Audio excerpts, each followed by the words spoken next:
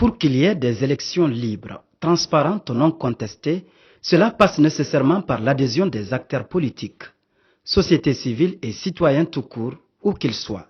C'est la motivation de cette mission du Conseil national de la transition à Tombouctou pour partager le contenu de la nouvelle loi électorale promulguée par le chef de l'État en juin dernier. C'est une communion avec l'ensemble des peuples maliens et le but recherché n'est autre que le consensus pour que les instruments qui vont gouverner les élections à venir puissent être des instruments partagés, acceptés par tous. C'est à ce seul prix que nous allons pouvoir sortir par la grande porte de cette transition qui marquera bien sûr la fin d'une crise que le Mali connaît et d'ailleurs c'est une crise multidimensionnelle. Cette loi a été votée dans le souci de créer un apaisement politique dans notre pays. C'est pour avoir l'adhésion des partis politiques qui sont dans cette salle. C'est pour avoir l'adhésion de tous les acteurs politiques qui vont participer demain aux élections générales dans notre pays. Les populations qui ont pris part à cet exercice de dissémination affichent satisfaction et joie, car les modifications apportées aux documents soumis aux parlementaires tiennent compte de leurs aspirations et préoccupations. Aujourd'hui, nous avons été suffisamment informés de ce qu'est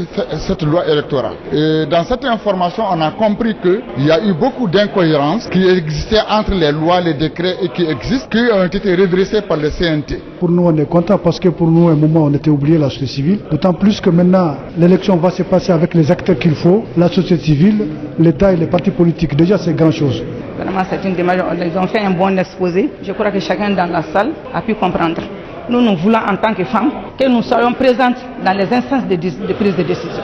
Le chef de l'exécutif régional se voit très rassuré de la prise en compte de certaines doléances émises par les populations lors des journées de réflexion sur la refondation à Tombouctou. J'ai saisi cette occasion pour vous demander de transmettre à Monsieur le Président du CNT, le colonel Malik Diao, les remerciements sincères des braves populations de la région de Tombouctou pour cette initiative noble de dissémination de la loi électorale. Au sortir de cet exercice, chacun des participants sera un relais pour vulgariser le contenu de cette loi électorale afin de contribuer à l'organisation des élections dont les résultats seront acceptés de tous.